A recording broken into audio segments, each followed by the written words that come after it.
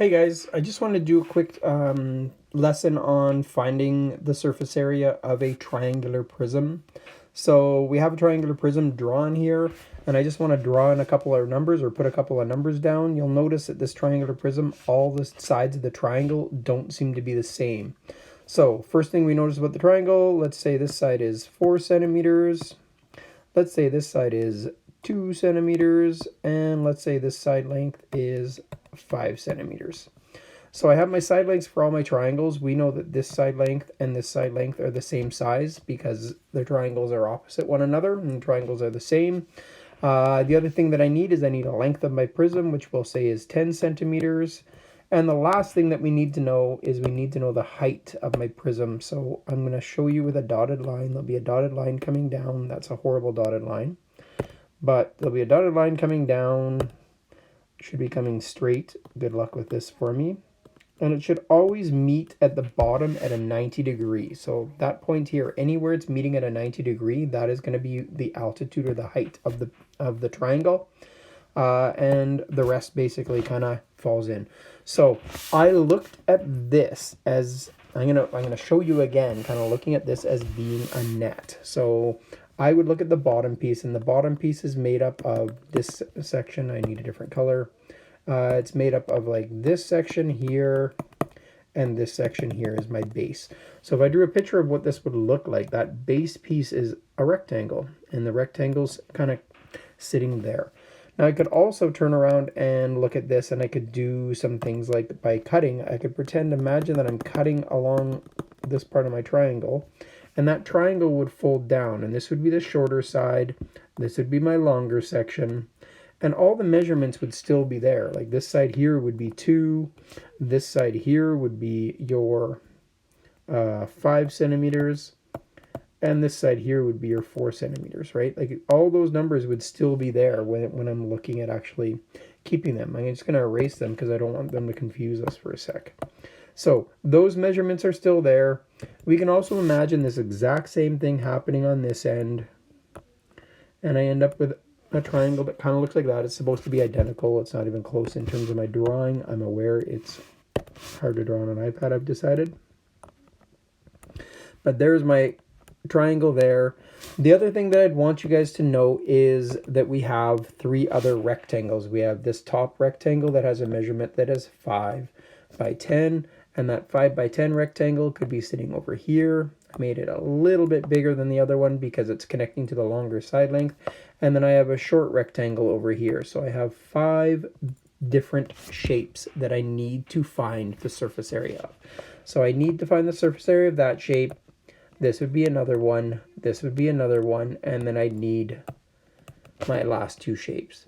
Now what I could do is I could turn around and I could find the area of each of those shapes individually and add them all together. And that's generally what we're probably going to end up doing for most. The only thing is I'm going to take a shortcut on one of them because I'm going to look at my triangle and I'm going to say, hey, this triangle that's sitting up front is exactly the same as that triangle that's sitting in the back.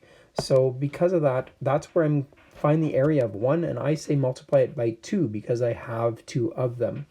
To find the area of the triangle, I have to look at that triangle and I need to say, well, to find the area of a triangle, it's base times height divided by 2. That's been our general rule. Now you could also learn it as altitude times base divided by 2. You could multiply it by a half if you wanted to instead of dividing it by 2. There's lots of ways we can look at it differently, but at the end of the day, base times height divided by 2 is a generic formula we can go on. The base is always the bottom of that 90 degree point. So in this case, our base was 4 centimeters.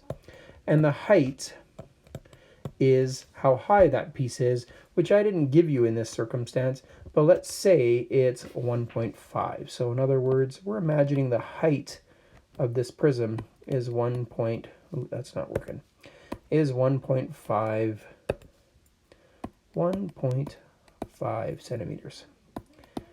Not working too well. But we have the height now, and that's that green dotted line that you can barely see because I've scribbled all around it. So we have a height of 1.5 centimeters, and now we got to do some math, which is always challenging. 4 groups of 1.5 is 6. Half of 6 is 3. So I have an area of 3 centimeters squared for one of those triangles. Now, knowing that, I have another triangle on the back side, so that's where I can multiply this value by 2. And my area then becomes 6 centimeters squared. So now I know the area for my triangle.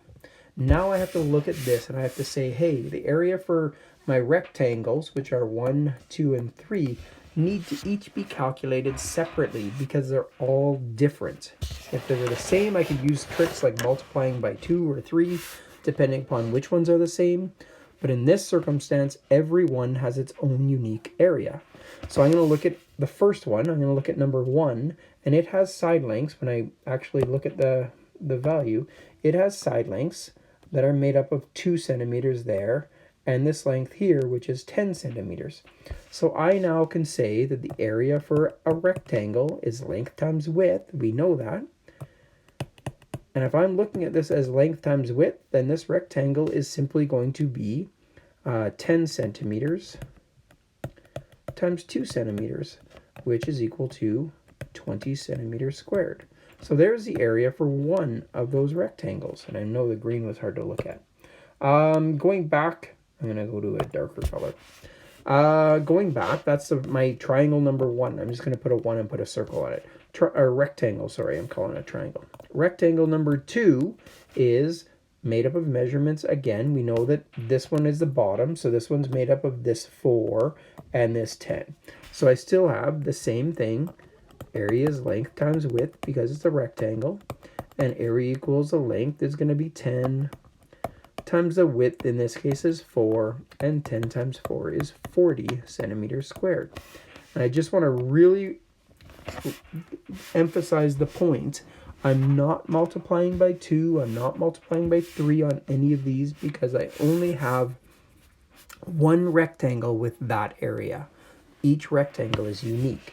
So last one I'm going to do is 3. We'll do it in a different color again. Running out of colors. Look at number 3. And 3 again is a rectangle, so I know that I'm dealing with my rectangle formula, length times width.